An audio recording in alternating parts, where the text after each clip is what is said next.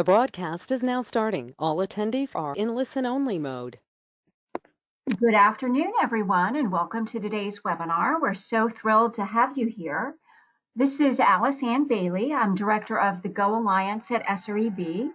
And before we get started, I just wanted to kind of take care of a few housekeeping items while we're waiting on the rest of our colleagues to jump on and join us. This webinar is being recorded, and a recording will be placed on the SREB website. That's sreb.org.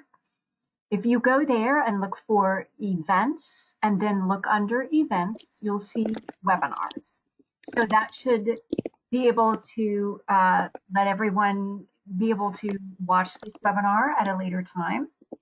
If you want to go back and watch it again, or if you'd like to share this with colleagues, we certainly encourage you to do so.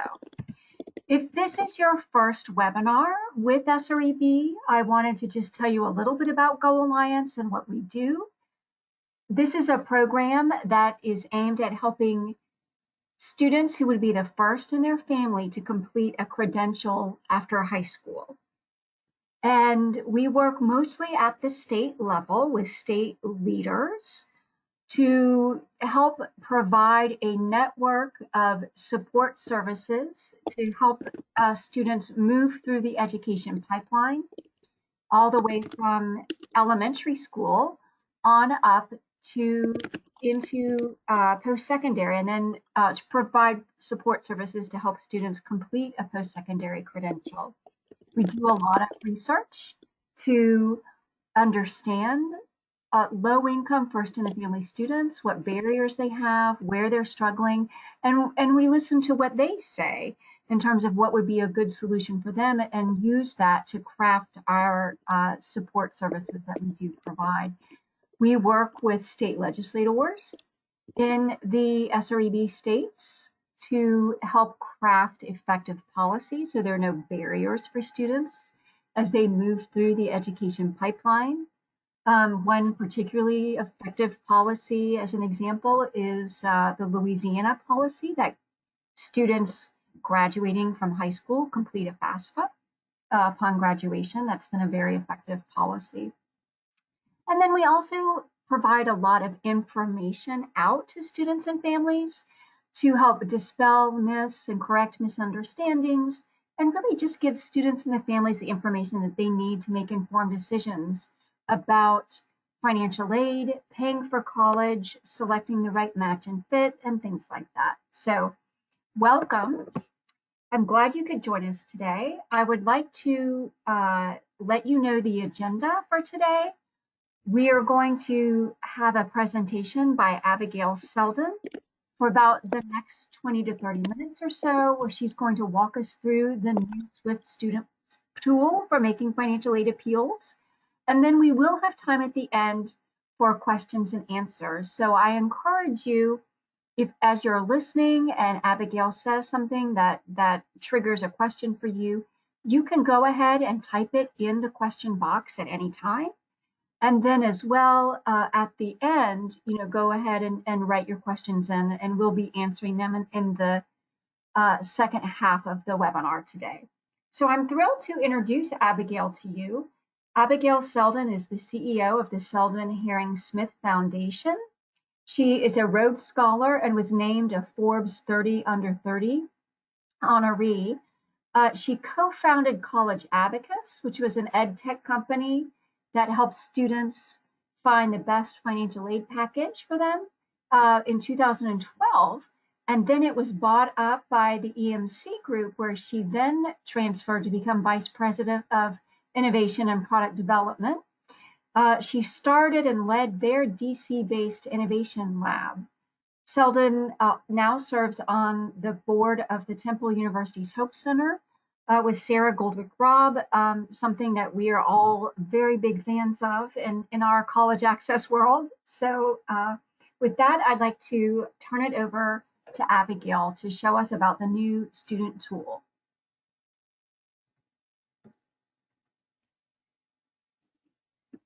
Thanks, Alice Ann. I'm thrilled to be here with you and your colleagues this afternoon. It's a pleasure to get to share SwiftStudent with all of you.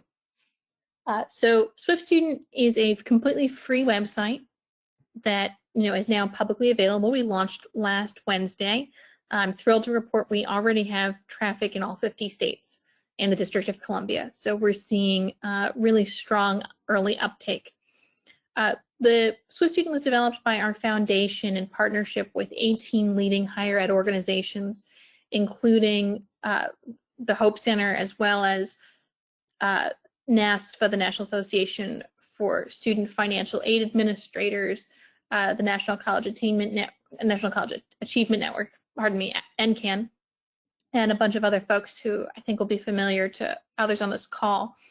And these deep collaborations were complemented by more than 20 focus groups that we ran, about half with students and half with financial aid officers, to be sure that we really built something that was going to be a help to what is often a complicated appeals process. So for SwiftStudent really aims to answer this question for students: how can I request a change to my college financial aid package? And actually that line was written by NASFA. Our earlier version was not as good. And so SwiftStudent will help you write a financial aid appeal letter for free. So we go through: am I eligible? What documents do I need? How do I write an appeal letter? How do I submit my letter to the financial aid office?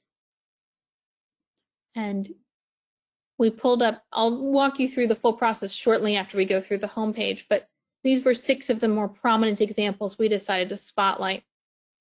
How do I ask the financial aid office to exclude parental information? How do I ask for more financial aid if my financial situation changes after I fill out the Fafsa? This year with COVID-19, we expect that most, if not all, students may need to fill out that kind of an appeal. How do I ask for financial aid to cover my childcare costs, or a computer that I need for school, expenses associated with my disability, or a financial emergency related to COVID-19?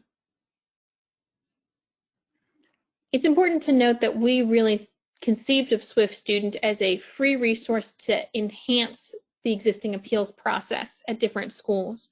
We don't anticipate that SwiftStudent will replace forms that are at schools, though in some places they are, but that was not our design. We really intended this to be a way to start the appeals conversation between students and financial aid officers. And it's worth noting that even in our own focus groups, only 1 or 2 of the dozens of students we spoke to had even heard that appeals were possible before we started in on the actual focus group activities. And indeed, if you're looking online, it's rather difficult, absent SwiftStudent, to understand that the process exists. Currently, studentaid.gov, the Department of Education's website, doesn't even mention appeals in their glossary. It's just not mentioned anywhere. So SwiftStudent is, as I said, free to students and to financial aid offices. There's no sign-up process. So organizations, institutions that want to share SwiftStudent with anybody don't need to have any kind of bilateral relationship with us at the Seldin Haring-Smith Foundation, with FormSwift, or with SwiftStudent.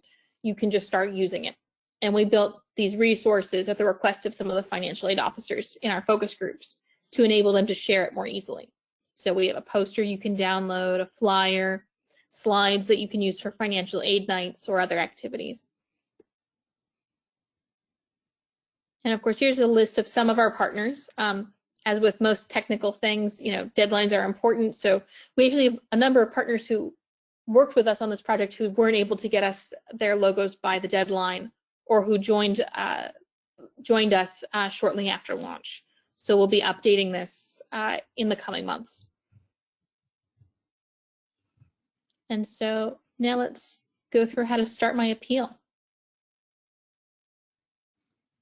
So as I mentioned, on SwiftStudent, students learn about eligibility. They can use a free template to write an appeal letter. And now they can download and email the letter to their financial aid office. Certainly we'll need to update this now with stay at home. And then they wait for the school to accept or reject their request. Understanding that many students actually don't know even the first thing about it, we do have a more basic section, what's an appeal, to highlight that students can submit a financial aid appeal at any time during their college journey, before they fill out the Fafsa for the first time, after they receive offers, after they start school, and at any time during their journey. We've also included language about the CARES Act throughout relevant parts of the site, so students know that there is new emergency aid available at their schools that their schools will administer, but that they should consider asking for. So going back to start my appeal, we built out letters for more than 14 circumstances that are common to the student experience, and we'll be adding more this summer. Some you saw from earlier on the home page. And a couple of these lead to the same door. So for example, ask for more financial aid if my financial situation changes. After I fill out the Fafsa, ask for more financial aid if Fafsa does not capture a financial difficulty I'm currently facing. Both of those will take you to the special circumstance or PJ appeal letter. Conversely, even though the dependent care allowance covers childcare as a concept in statute, when we tested the site with student parents, they found it confusing to have dependent care and childcare bundled together. So we separated those out into two different kinds of appeals. And of course, we added language almost at the last minute around COVID-19. We began working on this in December, and most of the work was finalized by the end of February. So we had to do some last minute additions for COVID. And then we do have some letters for folks who are writing in support of students to financial aid offices. So one of the other items that came out of a focus group of students who had previously sought a dependency override or sought to have their parents' information excluded from their financial aid calculations. Those students had shared with us that when they'd had to ask for the letter of support, one of the difficult aspects of that conversation with their coach or with their social worker or their teacher had been not knowing what was important that they included in the letter.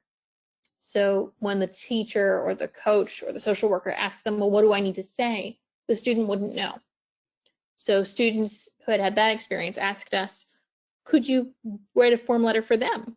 And we said, sure. And then we raised that idea with some financial aid officers in a focus group, and they loved it and helped us build it. So we now also have that letter of support available.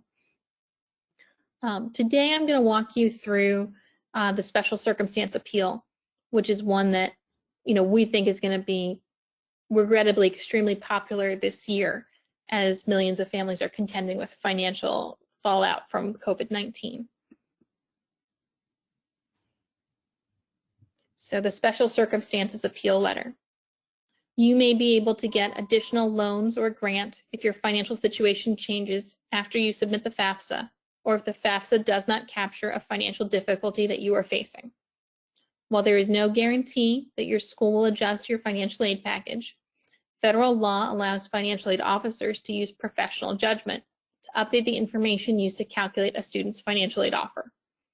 Due to COVID-19, new emergency financial aid from the CARES Act may be available to students who apply through their schools. Schools will distribute this emergency aid as cash grants to students whose applications are approved. And then we have some additional language here, as you can see, that if the school does not offer a form, you may want to use ours. But by and large throughout the site, we do encourage students to go seek out their college offices and find out if there's a process in place. As a foundation, we don't consider the site successful if students use the forms. We consider it successful if the students understand how the appeals process works and are able to advocate for themselves. But fundamentally, we want their appeals to be successful. And so they should default to using whatever process is provided by their school, if there is one.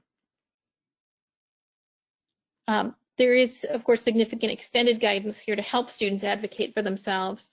Realistically, we expect that students will read only this first section and then click Create My Document. But the bulk of the information that you would otherwise see by scrolling is also available in this next step I'm going to show you.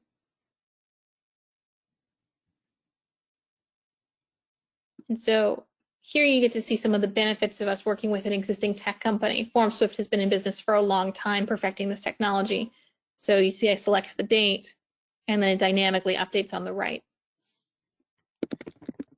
And this process is actually still works pretty effectively on a mobile phone, which we know is so important for many students today who don't have access to libraries or laptops any longer with the stay-at-home order. You can also see the impact of our partners in the way these questions are written. What is the name you use for official school records, such as your Fafsa?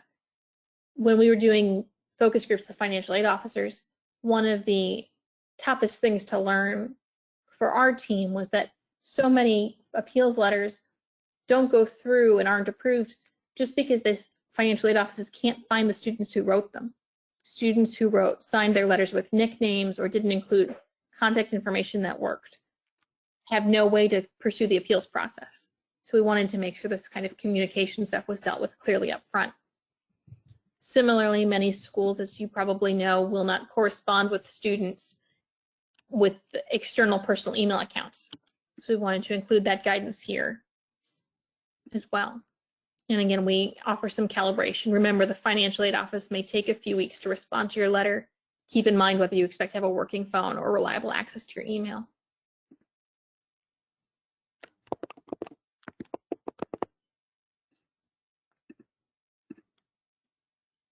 And so here you see some of the guidance that we skipped over earlier. You know, a variety of circumstances constitute special circumstances. Those different schools may evaluate it differently. This year we expect to see a lot of appeals though that look like this. My parents both lost their jobs due to COVID-19, and we are now living on unemployment. We have been evicted from our apartment, and we are living with relatives while we wait for a Section 8 voucher. And so this short explanation then populates at the end of the first paragraph. And here we prompt students to think about what kinds of documents they can include with their letter. And so, employment, paperwork from my parents. And again, you see that populates. What is your student ID number? Of course, we instruct students to leave this at blank if they haven't started the school yet, they don't have an ID number. But if they have, we also include guidance about where to find their student ID, understanding that at many schools there's not a culture of memorizing that information or even keeping it handy. And so then that's it. So you can see the full letter here. Again, at the top, the header includes the student ID number and my name, which was something that financial aid officers were very keen that we set up for them. And then all of this customization is placed in the letter. In addition, we highlight that the student is interested in other deadlines, forms, next steps, or requirements, other resources or scholarships, and who to contact to pursue those options, timeline for processing and receiving a decision, and what to expect after the decision. We also highlight if there is an official financial aid form or process in place, please let me know and I will pursue it. You know, again, as I said, we're not encouraging students to think of this as the end of the process, but really the beginning of the conversation, understanding that it is, of course, different at every school. And then we have this footer that we were encouraged to put in by one of our NASFA focus groups, since not all financial aid officers will learn about SwiftStudent through NASFA or through SREB or through NCAN, and may just start to get letters that look the same. And we wanted those financial aid officers to understand where they came from and how they'd been developed. With the letter, 2 other pages also download a what do I do next checklist for students, including reminders like check your email address every day. Your school's financial aid officers may need additional information to evaluate your appeal. And then a page to help students record the conversations that they have with their financial aid office to keep track of the process.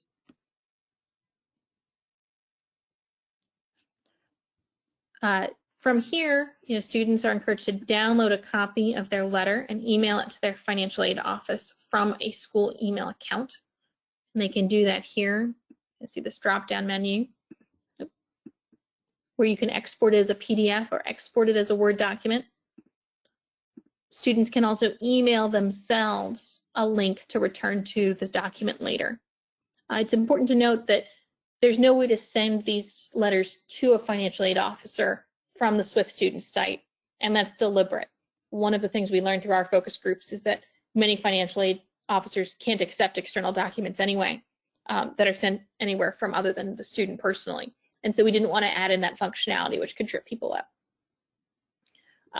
The last thing that I usually say at this point in the demo is that the underlying information in SwiftStudent is private. We at the Foundation and Form Swift are not able to see what the students enter into the letter formation. So the only way we really get feedback about how the tool is working is through this optional survey and through our Google Analytics. And that's how the process works. So as you can see, there's no sign-in, there's no payment information. It really is a free and open site. So, happy to answer questions. If this seems like something that would be helpful for you and for your students, we'd encourage you to follow us on social media and to engage with us there, as well as to share this out in your listservs to your students and families who may need it at this difficult economic time. And I think that we can drop into the chat actually our social contact information, which I'll place there now. That's great. That was going to be my first question. If you want to follow on social media, what that would be. We'll also post this on the SREB website. One of the questions was the web address, which is formswift.com/SwiftStudent. And if Swift dash, with the dash in between Swift and student. If you look in the question box, you should be able to see it, but we'll make sure that that link in particular is on the SREB website along with this recording so that you can easily go through and find it. The first question that we have for you, Abigail, is all of this information that you went over today was in English. Is there a site that has the same information in Spanish? Not yet, but we are working with a new partner to create some Spanish language information and supporting materials. Great, thank you. Do students have to file an appeal before they've filed the FAFSA? I've always heard that admissions offices won't address individual situations unless and until a FAFSA is filed. So it varies. Students can really do it at any part of the process. One situation in which it's sometimes prudent to file an appeal letter prior to the FAFSA is when a student is seeking a dependency override. But typically it is after. Yeah, okay, thank you. Also, Alison, I've put the social links all into our chat between you and me. I can't post them to the general list. Oh, sorry. Okay, that's great. I'll make sure I get them and post them for everyone. Thank you. The next question is for students in high school. Is this available for current high school seniors, or is it something that can only be used by those who are currently enrolled in college? No, this is absolutely available for current high school seniors, and we would encourage them to use it.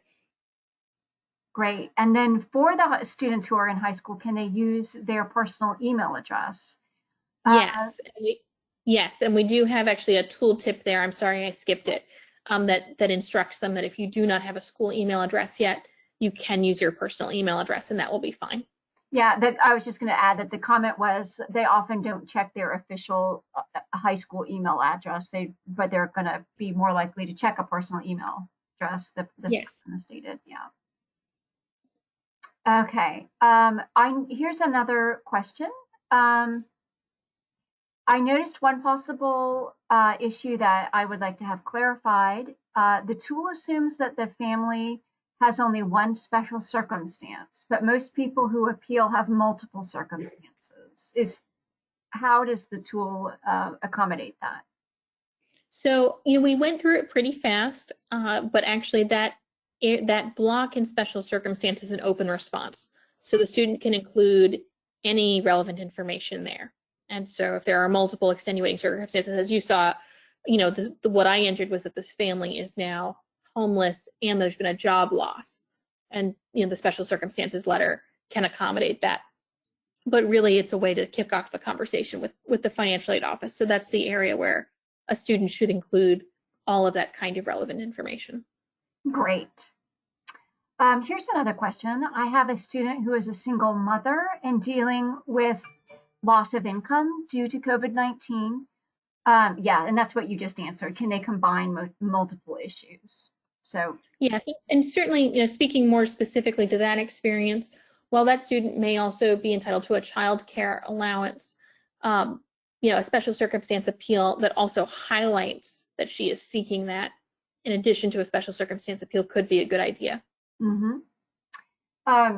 Here's a comment by a school counselor saying that they encourage students when applying to college to always use their personal email because their high school email will go away at some point.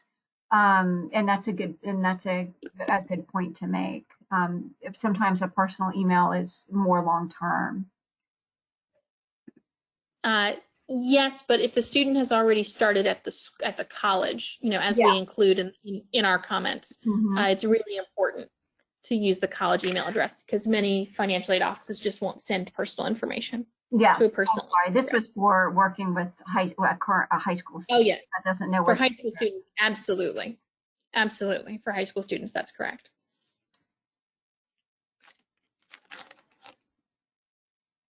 Okay, here's one that says students may face more than one situation.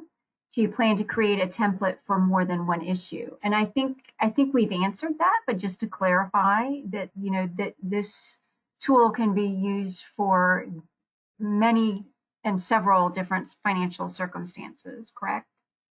Yes, and I'm pulling up that section again now. What we prompt students to do in the special circumstance appeal is, ask for more financial aid if my financial situation changes after I fill out the Fafsa. And so students should explain how their financial situation has changed. It's absolutely true that often multiple things have happened, but chances are most of those things fall into the category of financial setback or financial disaster, rather than some of these more specific kinds of appeals, like asking for additional expenses to cover disability. Yeah, great, thank you. The rest of the comments are thanking you for developing this tool and commenting about how useful it is and helpful for the students that they serve. So just wanted to share that out. Does anyone else have any further questions? If so, I would definitely encourage you to go ahead and type in the question box right now. Yeah, lots of thank yous. Oh, well, thank you. Well, and we are so appreciative of the thank yous and the questions. If folks want to share thank yous on social media, that would be tremendously helpful for us as we continue to push out the tool. We are seeing tremendous early traction, but that's largely due to the support of folks who have seen it early and see how it can help them and their students. Great. I am going to and we all look forward to the Spanish translations, definitely. Okay, so I'm going to go ahead and make myself the presenter.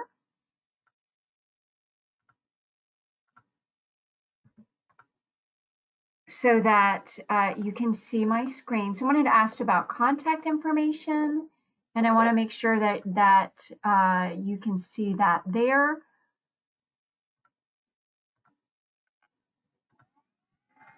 So if you want to get in contact with me, please feel free to do so.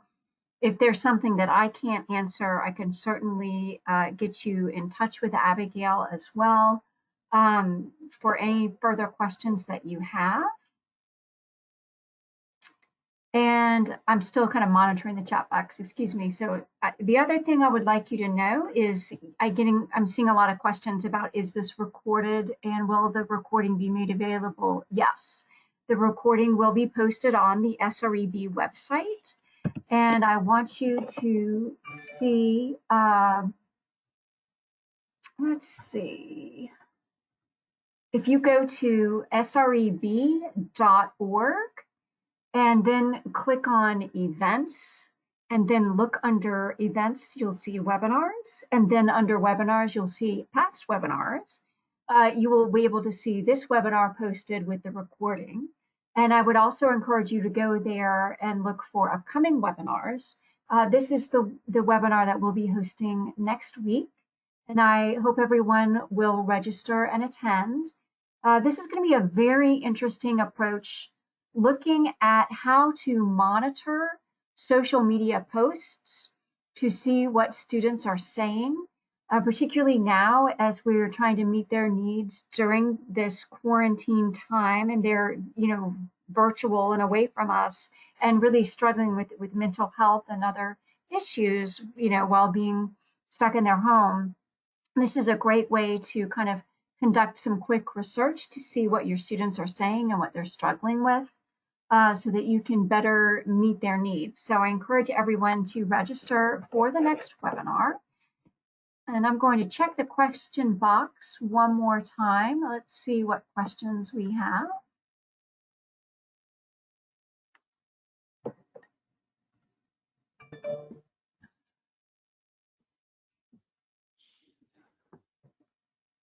Okay, I'm not seeing any questions other than the same kinds of things of making sure that we have the website address, and we'll post that on the SREB site as well, so that you can go ahead and look at it and share it with your students. So I just want to thank everyone for joining us today and for your time. I especially would like to thank Abigail Seldin for joining us today, and not only joining us today and showing us how this tool works, but also for all the hard work and effort she put into developing it in the first place. So thank you very much. We are thrilled to have this tool. And if you have any other questions, like I said, please feel free to reach out to me. I've gotten a couple questions about CEUs and PLUs. If you send me an email to this email address, I should be able to send you an email back that will be kind of proof of attendance. And then you can take that to whoever grants you the professional development credit hours to show that you did attend this webinar. So thanks, everyone. Thank you for your time today. Thank you, Abigail.